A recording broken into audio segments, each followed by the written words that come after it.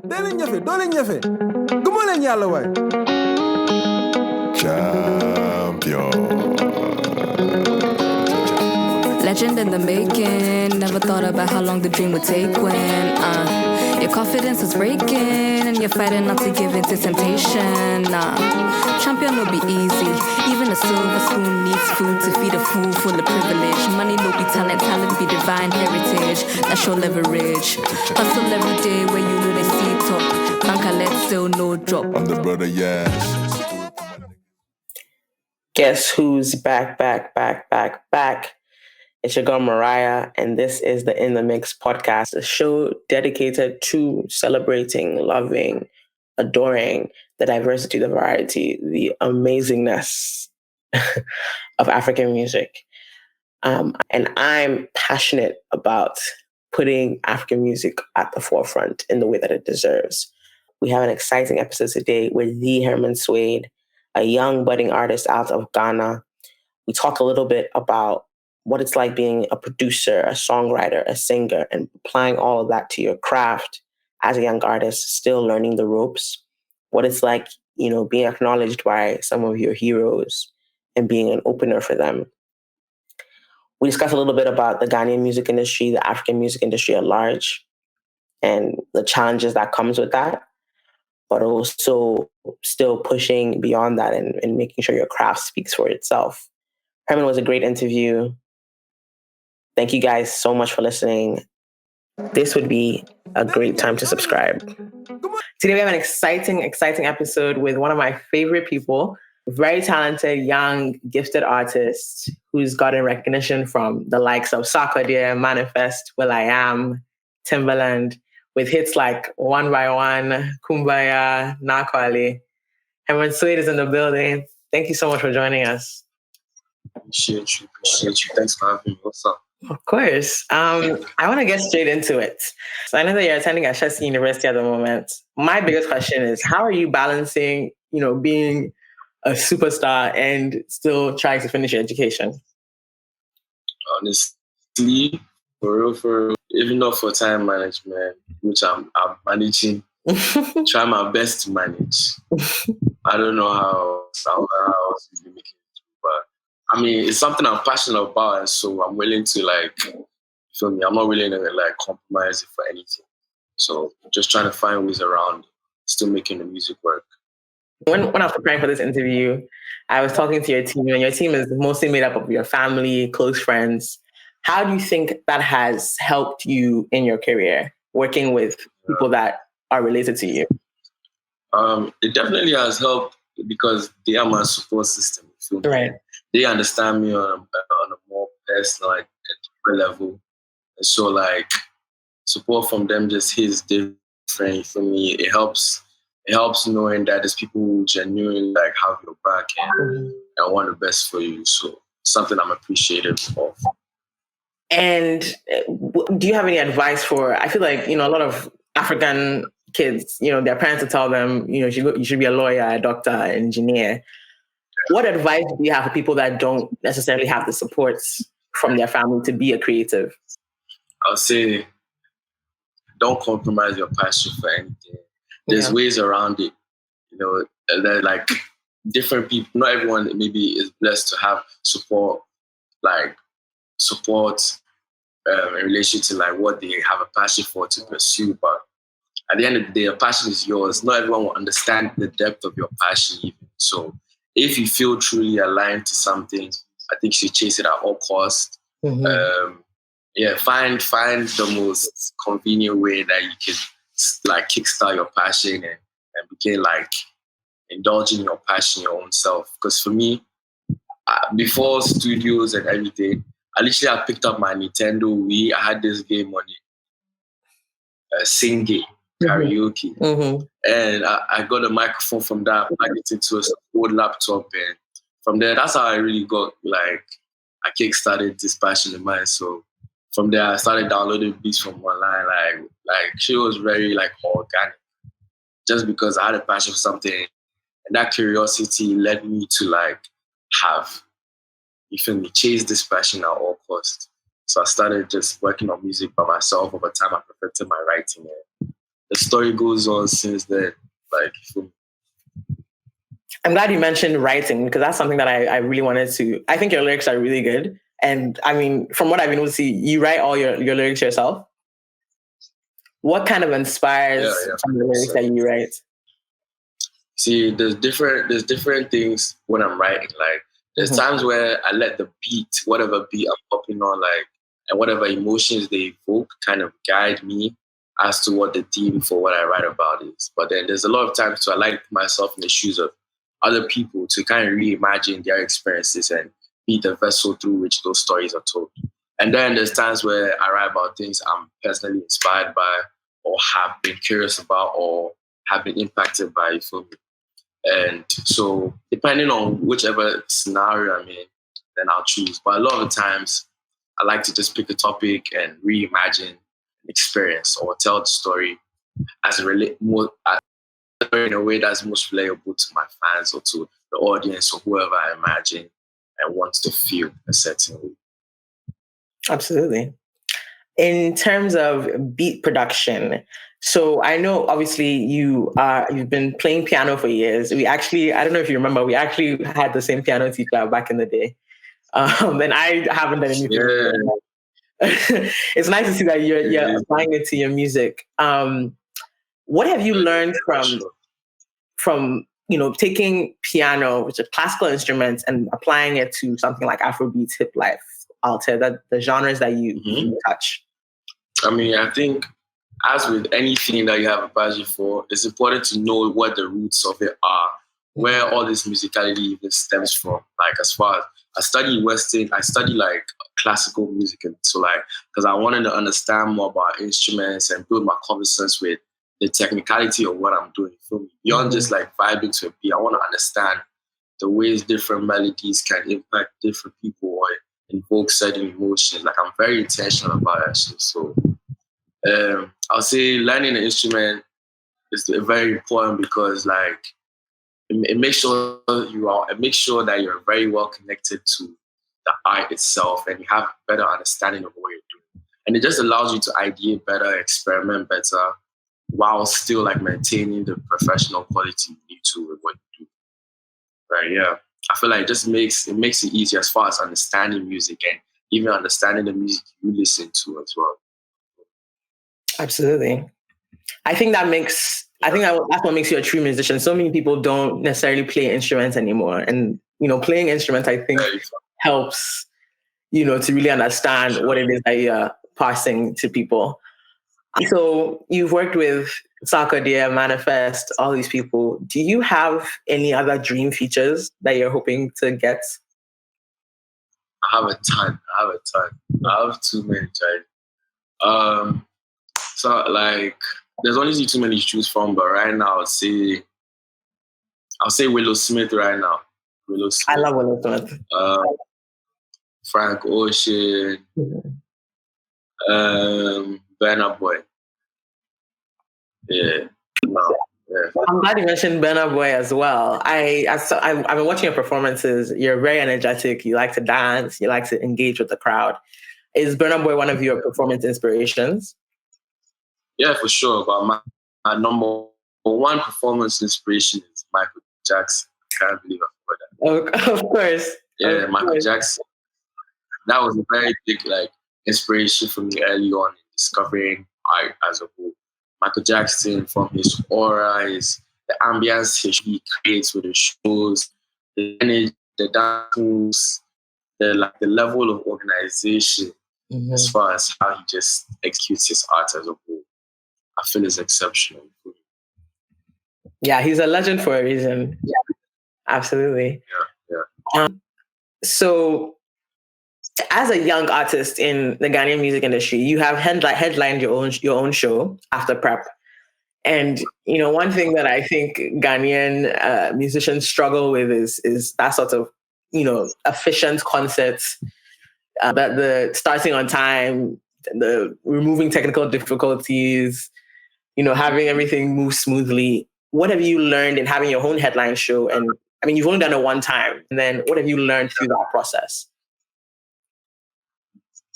So yeah, I did the first show in 2019. That was after prep.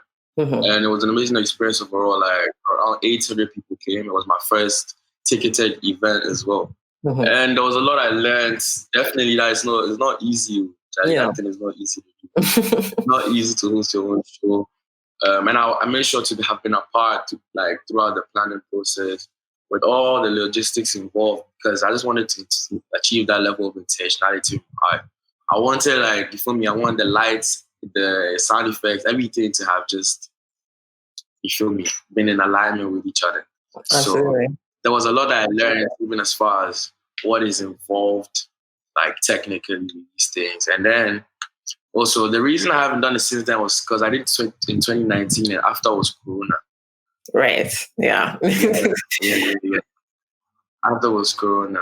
But I feel like the process as a whole was very organic. Like, I remember going to school to like preach the gospel. Herman Suede to my fans and like invite them, like pull up, let's jam. And yeah, the turnout was amazing. So my day ones all pulled up, like 800 people singing all this, the melodies that I've just been creating. It's crazy. Like, it was a vibe. It was a vibe to see my people just jamming and to have been able to provide them more than just the MP3 that they listen to all the time. Like feel a part of me and my energy. Yeah. So I would say, I think your branding strategy is very smart because of the way you sort of aligned it with your age and with your age group. And, you know, you're a student, so you're aligning with students, you know, the after prep vibe, you're touring with Starkadin, the school tour, you're going to all these boarding schools. Tell me about how you think that might transform as you age.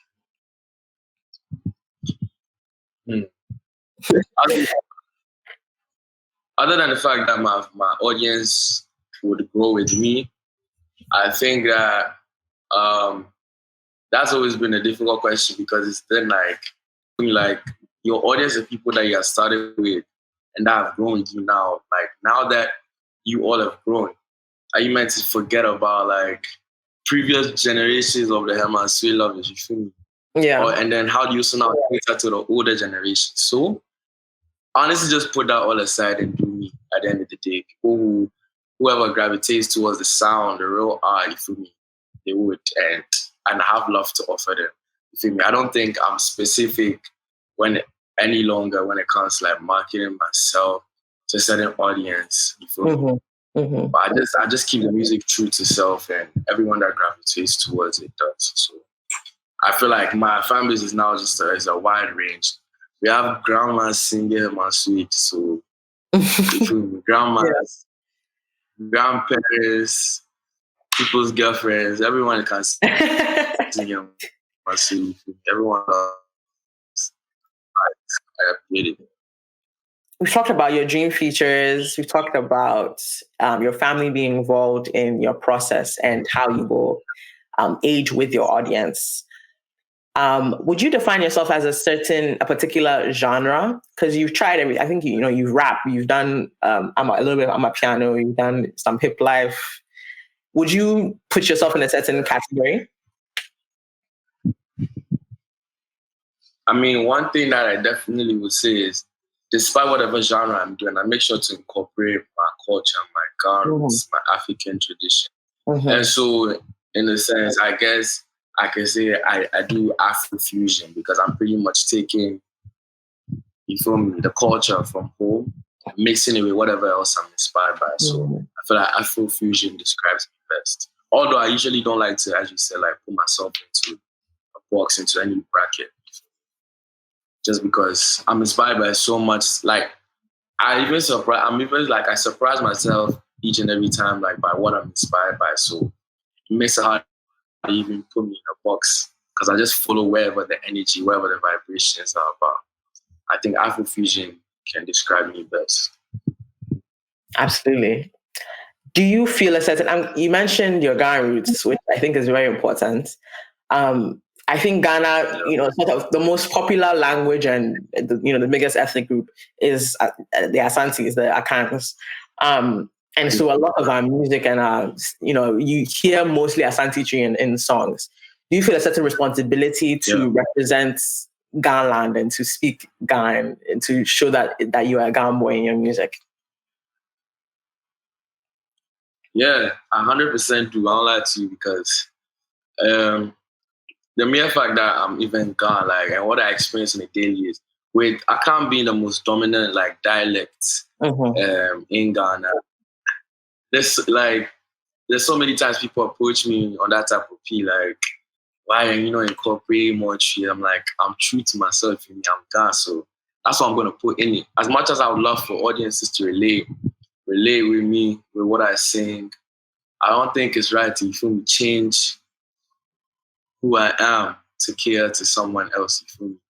So if you don't understand God by force, you have to learn it, you feel me? Like, you actually have to learn that just to understand what I'm saying.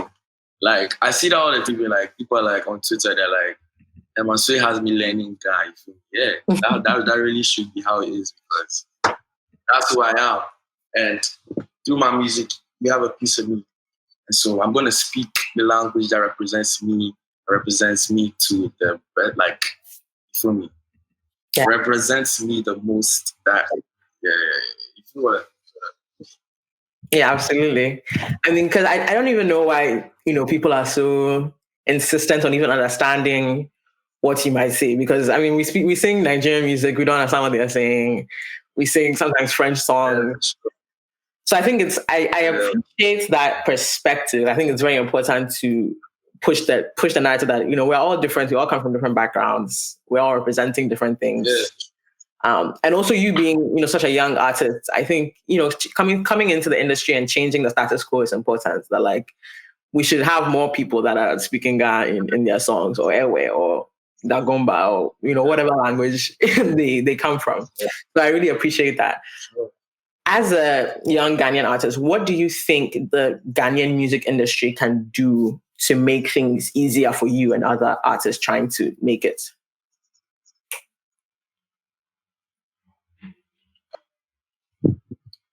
I probably would say, I just wish there were more avenues to, like, showcase underground talent. You know what usually happens with shows and stuff. I mean, as much as this is what the standard is, I feel like a new way to go about things, or a way in which we can better showcase underground talent is like, so imagine if whereas we have the opening acts, you feel me? And it's like opening acts pretty much come on when barely anybody is even there, you feel me? And I feel like if shows were set up in a way that, like, probably they intersperse these acts. So after, like, someone like a Mr. Easy, you feel me? There's the chance for someone who probably hasn't accumulated as much of the exposure to come on and also showcase what they do in front of the eyes of so many people. Mm-hmm. I feel like that will make a big difference and really reduce the burden on artists as far as being able to get the ears to hear what they do and garner the same exposure they need. And so who would you say is the biggest act that you've opened for? Or your favorites rather than the biggest? Right now. Mm-hmm. Oh, I opened for Sarkodie when I was in New York, and that was my first performance in America as well. Mm-hmm. Yeah. At the Palladium in Times Square. That's a huge stage, yeah. Sark, and I opened for him in New York. That was big for me. I love that. Big love to him, big love to Angel, Sark, family. Absolutely. Okay, so at this point in the show, I like to do a little game where I'm just going to ask you to choose between two options. We call it this or that. We can start easy. I'm going to start with something like, so if I say fufu or wache, you'll tell me what you prefer and why. Yeah, me too. I prefer fufu. Okay. So let's get into music. Pop or R&B? R&B. R&B I feel is more soothing to me, and I feel like the melodies are more experimental because The R&B, bro, those people are really flexing their vocals on us when they sing. So it's always interesting to hear the different ways they can like manipulate their voice, create all these beautiful sounds. I like it. I like R&B. Speaking of manipulating your voice, do you have a vocal coach? Is there some training you do to maintain your voice and make sure that you're sounding good all the time? Oh yeah. Every now and again, I hit up Coach Freeman, vocal coach in Ghana. Yeah, he's been very helpful. But I think for the most part, a lot of that vocal manipulation goes in. It just comes from me in the studio and my willingness to experiment. Mm-hmm. Just you catch me in the studio. My voice is tweaked. Like I'm at all sorts of different things just to see, like test, like my capacity for me as an artist and what my voice can do. I love to experiment. Very cool.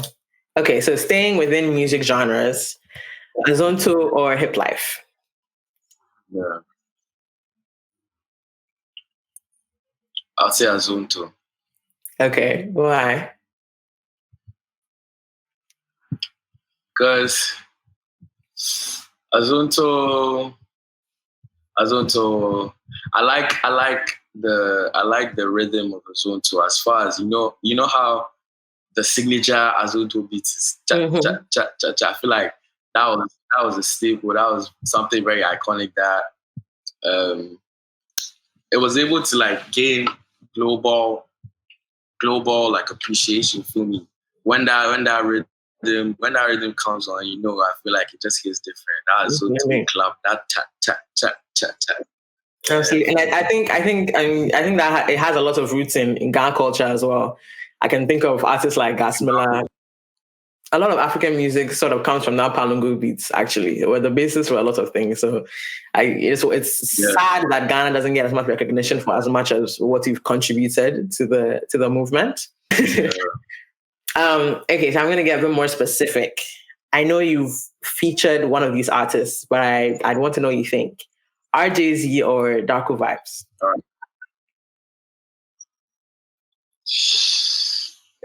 Crazy. I feel like they both have auras, different energies, and you feel it through the music. I don't think I can choose.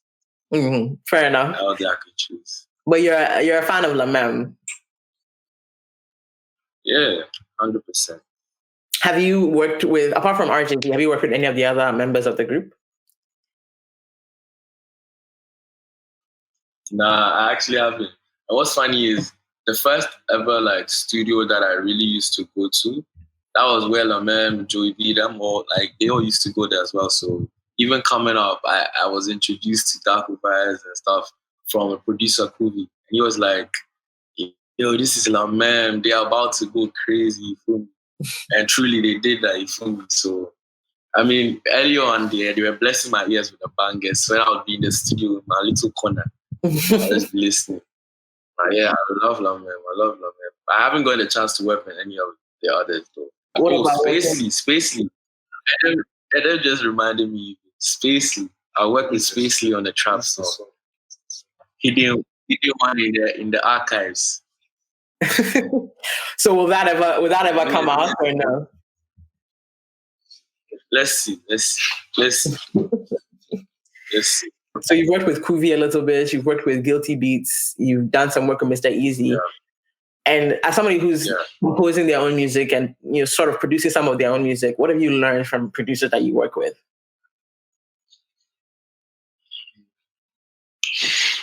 I feel like I've just been even more inspired and motivated to keep going because I see the same drive and that same passion in them when I work. And so it's just a reminder to me that you're not alone in this, you feel me? That art is a beautiful space and there's a reason why I have the passion I do for it. So I feel like with each and every session, I'm just motivated more. I see that same hunger and that same drive to create magic in these different producers or even different artists. And so I love having these sessions. Very cool. So back to my this or that questions. Rema or Omale? That's actually a hard one. Nah, Rema has some crazy songs in my playlist. But I feel like I like difficult to say. I'll go with Omale. Okay, why?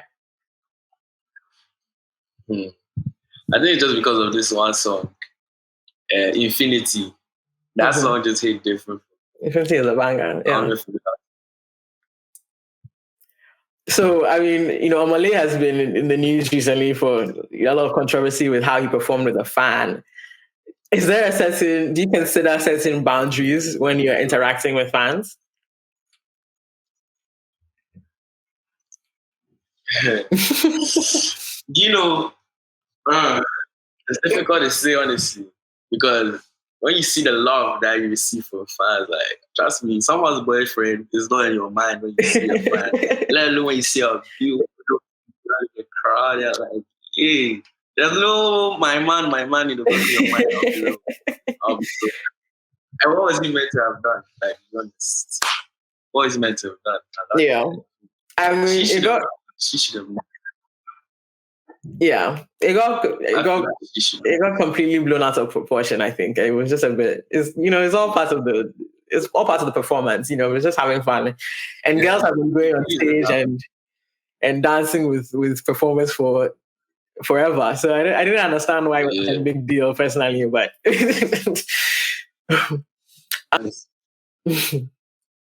I think you kind of answered this already, to be honest. But in terms of performance.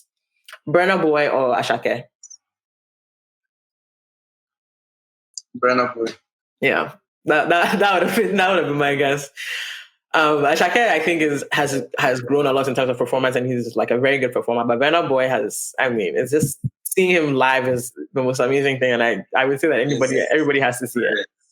It's very, very different. Have you seen him live before? I have. One of Manifest's shows. That time where Burna Boy put up, I was in the front row. I'd even performed before me. Normally, artists should be in their corner, in their business, and everything is swaggy. Nah, I jumped over the barricade. I was front line before me. I was in the front row. I was singing Burna. Burna is the boss. Burna is the boss. Did you get an opportunity to speak with him? Nah, I didn't. Hopefully one day soon. Hopefully, fingers crossed. Herman, this has been fantastic. Thank you so much for joining me. I do have one more question that I ask all my guests. So our name in the mix is inspired by legendary producer Apitus. When you hear that in the mix tagline, what's the first song that comes to mind?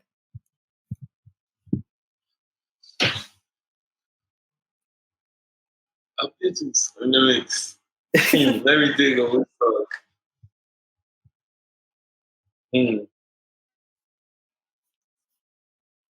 Let's think.